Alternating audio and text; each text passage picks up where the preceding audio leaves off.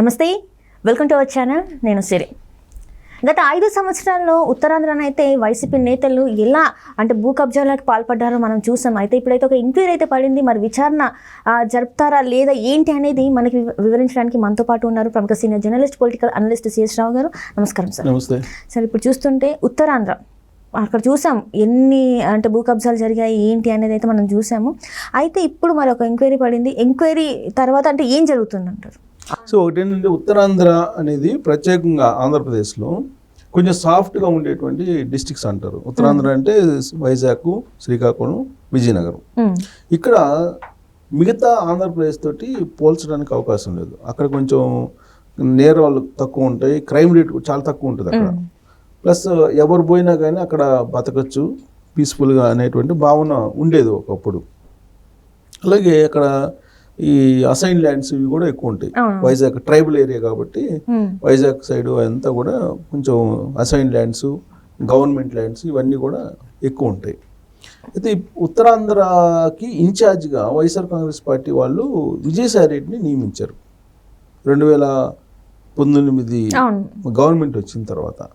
So Uttarandhra ఇన్ఛార్జ్గా అంతకుముందు కూడా ఆయనే ఉండేవాడు ఇన్ఛార్జ్గా. 2019 అధికారంలోకి వచ్చిన తర్వాత కంప్లీట్గా ఆయన అసలు వైజాగ్లోనే మొత్తం దుకాణం పెట్టేశారు. అక్కడే ఉండి అక్కడి నుంచే రాజకీయాలు నడుపుతూ వచ్చారు ఉత్తరాంధ్రలో విజయసాయి రెడ్డి. ఆ ఉత్తరాంధ్రకి ఆయన ఎప్పుడైతే వెళ్ళారో అప్పటి నుంచి ఆ 3 జిల్లాల్లో వైజాగ్, శ్రీకాకుళం, విజయనగరం ఈ 3 జిల్లాల్లో ల్యాండ్స్ ఆక్యుపై చేయటం మొదలుపెట్టారు అనేది ఆయన మీద ఉన్నటువంటి ఆరోపణలు. అది చేసిన ఎవరు? అది తెలుగుదేశం పార్టీ వాళ్ళు కాదు, వైఎస్ఆర్ కాంగ్రెస్ పార్టీ విజయసాయి రెడ్డి మీద కంప్లైంట్ చేస్తే అప్పుడు తాడేపల్లిలో పంచాయతీ కూడా చేయడం జరిగింది. అక్కడ ఉండేటువంటి ఉత్తరాంధ్ర ఎమ్మెల్యేలకి అలాగే విజయసాయి రెడ్డికి మధ్య. అయినప్పటికీ కూడా ఆ పంచాయతీ తీరలేదు. విజయసాయి రెడ్డి తన హవాను అలా కొనసాగిస్తూ వచ్చాడు. చివరికి ఎమ్మెల్యేలకను ఆయనకి పడనటువంటి పరిస్థితుల్లో పార్టీ నష్టపోతుంది అనేటువంటి ఉద్దేశంతో విజయసాయి రెడ్డిని ఉత్తరాంధ్ర నుంచి తీసుకొచ్చి తాడేపల్లి పార్టీ కార్యాలయంలో పెట్టారు. ఆ ప్లేస్లో వైవి సుబ్బారెడ్డిని అక్కడ నియమించారు కోఆర్డినేటర్, ఉత్తరాంధ్ర వైఎస్ఆర్ కాంగ్రెస్ పార్టీ కోఆర్డినేటర్గా. నియమించినప్పటికి కూడా అప్పుడు మరో దందా మొదలైంది. అప్పుడేమో విజయసాయి రెడ్డి రూపంలో వచ్చినటువంటి దందా.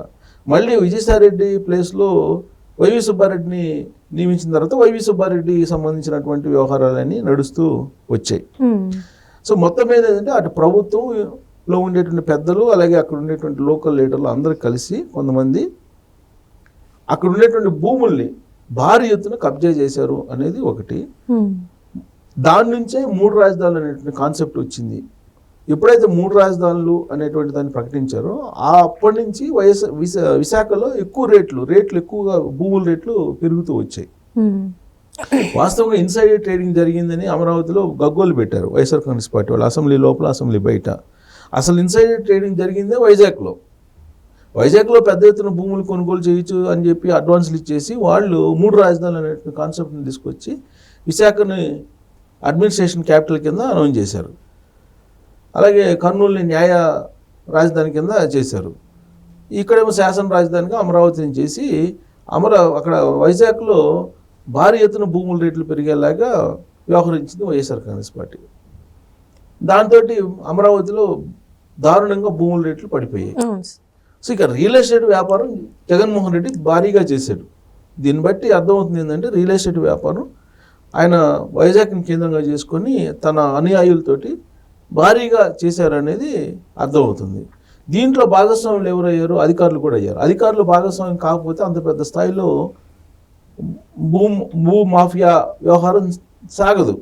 కాబట్టి లాస్ట్కి సిఎస్ పేరు కూడా వచ్చింది, జవహర్ రెడ్డి పేరు కూడా వచ్చింది. ఆయన ఏదైతే అసైన్ భూములు ఉన్నాయో దాన్ని కబ్జా చేశారని చెప్పేసి జనసేన మూర్తి అయితే బయటపెట్టడం జరిగింది. దానికి సంబంధించి ఎన్నిసార్లు ప్రెస్ మీట్ పెట్టి మాట్లాడినా కూడా పరునష్ట దావా వేస్తారని చెప్పారా కానీ అది కాదు అని చెప్పేసి వాళ్ళు వ్యతిరేకించి మాట్లాడింది లేదు. మరి ఇప్పుడు వాళ్ళ మీద కూడా తగు యాక్షన్స్ తీసుకునే అవకాశం ఉందంటారు? మూర్తి యాదవే కాదు, మూర్తి యాదవ్ కంటే ముందే తెలుగుదేశం వాళ్ళు అనేక సందర్భాల్లో అయ్యన్న పాత్రులు లాంటి వాళ్ళు ఇక్కడ భూములు కబ్జా అవుతున్నాయి అని చెప్పేసి వాళ్ళు అనేక సార్లు ఆరోపించారు.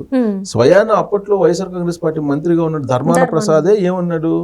కడప రెడ్డిలో వచ్చేసి ఇక్కడ భూములు ఆక్రమించుకుంటే మేము చూస్తాం ఊరుకోవాలా, మనందరం కలిసి తిరగబడాలి అనేటువంటి వ్యాఖ్యలు కూడా బహిరంగ సభలోనే చేశారు అప్పట్లో ధర్మాన ప్రసాద్ మంత్రి ఉండి కూడా అప్పట్లో. అంటే ఏ స్థాయిలో అక్కడ కడపకు సంబంధించినటువంటి కొంతమంది వైఎస్ఆర్ కాంగ్రెస్ పార్టీ వాళ్ళు వెళ్ళి అక్కడ ఆక్యుపై చేశారు అనే దానికి నిదర్శనం ధర్మాన ప్రసాద్ చేసినటువంటి వ్యాఖ్యలు. ఇక ఇక్కడ విజయసాయిరెడ్డి అలాగే బాలినేని మాజీ మంత్రి బాలినేని శ్రీనివాసరెడ్డికి సంబంధించినటువంటి వాళ్ళ వియ్యంకుడు ఎవరో అక్కడ కొన్ని 100 ఎకరాలు ఆక్యుపై చేశారని చెప్పి అప్పుడు గొడవ అయితే ఆయన ప్రెస్ ముందుకు వచ్చేసి ఆయన వివరణ ఇచ్చేటువంటి ప్రయత్నం కూడా చేశారు అప్పట్లో.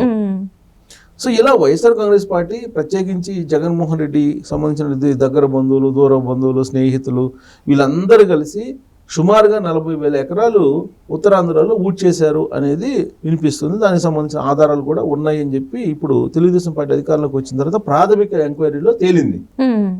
ఆల్రెడీ ప్రాథమిక ఎంక్వైరీ చేశారు, కేసులు పెట్టారు, కేసులు కూడా ఫైల్ అవుతున్నాయి, కంప్లైంట్లు చేస్తున్నారు చాలామంది. ఇప్పుడు జవహర్ రెడ్డి చీఫ్ సెక్రటరీ మాజీ, ఆయనకు కూడా బినామీ పేర్లతో అసైన్ ల్యాండ్లకు అడ్వాన్సులు ఇచ్చేసి బినామీ పేర్లతో రాయించుకున్నారనేది ఆయన మీద ఉన్నటువంటి ప్రధానమైన ఆరోపణ. దాంతోపాటు ఆయన ఎవరో వెంకటేశ్వరరావు అంటారు, ఆ వెంకటేశ్వరరావు అనేటువంటి ఆయన పేరు పైన కూడా ఉంది అని చెప్పేసి ఈ పోలీసు విచారణలోనే తేలుతుంది. పూర్తి స్థాయిలో ఇప్పటి వరకు విచారణ ఇంకా పూర్తి కాలేదు. ప్రాథమికంగా వచ్చినటువంటి ఇన్ఫర్మేషన్ ప్రకారమే 40,000 ఎకరాలు వీళ్ళు ఆక్యుపై చేశారు, బినామీ పేర్లతో రాయించుకున్నారు అనేటువంటిది వినిపిస్తుంది. విజయసాయిరెడ్డి పేరు ప్రధానంగా వినిపిస్తుంది, తర్వాత జవహర్ రెడ్డి పేరు వినిపిస్తుంది మాజీ చీఫ్ సెక్రటరీ, ఆ వెంకటేశ్వర అనే అతను ఇంకొక అతని పేరు వినిపిస్తుంది. వీళ్ళతో పాటు ఇంకెంతమంది ఉన్నారనేది బయట రావాలి. ప్రాథమిక విచారణలో 40,000 ఎకరాలు తేలింది. పూర్తి విచారణ చేస్తే ఈ 3 జిల్లాల్లో శ్రీకాకుళం, విజయనగరం, విశాఖ జిల్లాల్లో ఎన్ని వేల ఎకరాలు ఆక్రమించుకున్నారో, ఎన్ని లక్షల ఎకరాలు ఆక్రమించుకున్నారో బయటపడుతుంది. ప్రాథమికంగా తేలింది 40,000 ఎకరాలు అంటే ఇది పెద్ద కుంభకోణం అని చెప్పి అనుకోవాలి. మరి దీన్ని చట్ట ప్రకారం చర్యలు తీసుకున్నారని చెప్పి చంద్రబాబు నాయుడు అంటున్నారు. ఎక్కడ తీసుకుంటారు? చట్ట ప్రకారం అసైన్ ల్యాండ్స్కి అడ్వాన్సులు ఇచ్చి చీఫ్ సెక్రటరీ రిజిస్టర్ చేయించుకున్నారు. మొత్తం అక్కడ ఉన్న భూమి ఆల్రెడీ జీవోలు మార్చేసి అసైన్ ల్యాండ్స్ని కొనుక్కోవచ్చు అనేటువంటి ఒక చట్టాన్ని తీసుకొచ్చేసి ఆల్రెడీ భూములు బినామీ పేర్లతో రాయించేసుకొని ఆ రోజు ఉన్నటువంటి చట్టం ప్రకారం మొత్తం రిజిస్ట్రేషన్ చేసుకున్నారు. ఇప్పుడు నేను చట్ట ప్రకారం నేను చర్యలు తీసుకుంటానని చంద్రబాబు నాయుడు అంటున్నారు. చట్ట ప్రకారం నీ చర్యలు ఎలా తీసుకుంటారో ఆ రోజున అసైన్ ల్యాండ్స్ తీసుకునేదానికి, అసైన్ ల్యాండ్ రిజిస్టర్ చేసుకునేదానికి అనువైనటువంటి చట్టాన్ని తీసుకొచ్చింది ఆ రోజు జగన్మోహన్ రెడ్డి ప్రభుత్వం. సో ఆ రోజు ఉన్నటువంటి చట్టాన్ని నువ్వు రద్దు చేసినా ఆ రోజు చట్ట ప్రకారం చట్టం ఉంది కాబట్టి ఆ చట్టం ప్రకారం నేను తీసుకున్నానని చెప్పి కోర్టుకు వెళ్తాడు.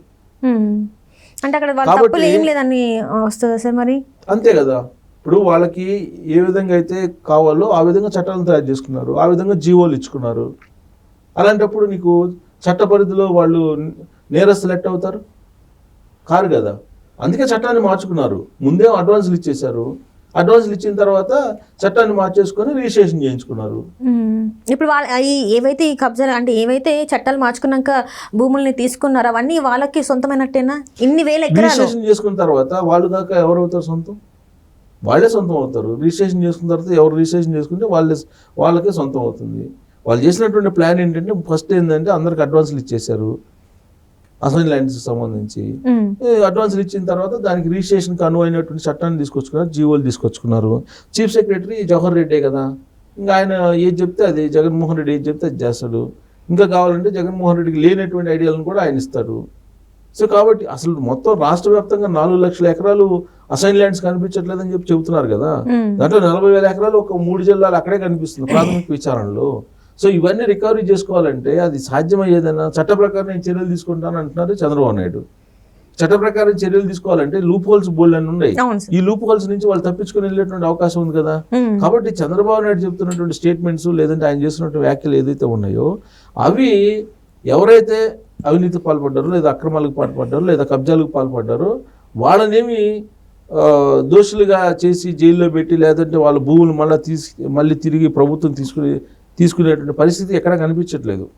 కాకపోతే వస్తున్నటువంటి ఆరోపణలు దాని మీద చట్టపరమైన చర్యలు ఇప్పుడు కేసులు పెట్టారు వాళ్ళ మీద, ఏపీసీఐడికి అప్పు చెప్తారు, ఒక సిట్ వేస్తారు, లేకపోతే ఆ సిట్ ఎంక్వైరీ నడుస్తుంటుంది. ఆ ఎంక్వైరీ నడుస్తుంటుంది.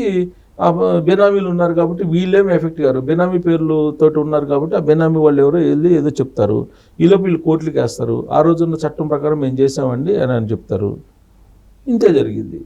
సో చంద్రబాబు నాయుడు ఇప్పుడు ఉత్తరాంధ్రాన్ని ఊటి చేసినా ఆంధ్రప్రదేశ్ని నాకేసినా చేసేది ఏం లేదు. గతంలో జగన్మోహన్ రెడ్డి ఏం చేసినా కానీ చంద్రబాబు నాయుడు చేసేది ఏమీ ఉండదు. ఊరికే కాకపోతే శ్వేతపత్రాలు రిలీజ్ చేసి జగన్మోహన్ రెడ్డి ఇంత దోసేసాడు అని చెప్పి ప్రజలకు చెప్పడానికి తప్పితే ప్రజాకోర్టులో అంతకు మించి 1 ఎకరం కూడా రికవరీ చేసే పరిస్థితి ఉండదని చెప్పి నేను అనుకుంటున్నాను. Right sir, right, thank you so much.